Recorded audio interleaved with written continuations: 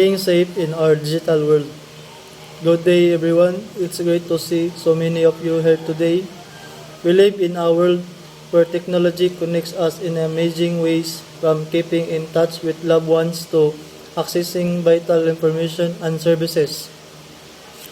But with all those opportunities come certain risks, and that's what we're here to talk about today. Cybersecurity awareness. Think about it. How many of you use smartphones, email, social media, online banking? These tools make our lives easier, but they also hold a lot of personal information. Our first key message is all about strong passwords. Imagine your password as the key to your digital front door. Would you use a simple key that anyone could easily copy? Probably not. The same goes for your online accounts. Instead of passwords 1, 2, 3, 4, 5, 6 or your birthday, trying using a mix of uppercase and lowercase letters, numbers, and symbols. Think of a phrase that's easy for you to remember but hard for others to guess. Pro tip: don't use the same password for all your accounts. If one account gets compromised, the others will be vulnerable too. Protecting your personal information.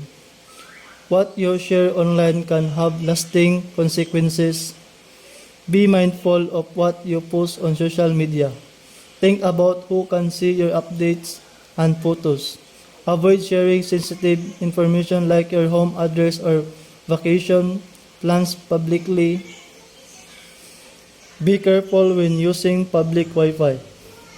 These networks are often less secure, so avoid accessing sensitive accounts like online banking while connected. Consider using a virtual private network (VPN) for added security. Keep your software updated. Software updates often include security patches that protect your devices from the latest threats. Make sure your operating system, web browser, and antivirus software are always up to date. Be cautious of suspicious links and emails.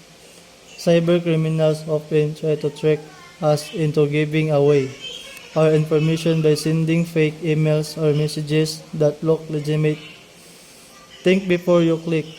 If you receive an unexpected email asking for personal details like your bank account number or password, be very wary. Legitimate organizations will rarely ask for this information via email.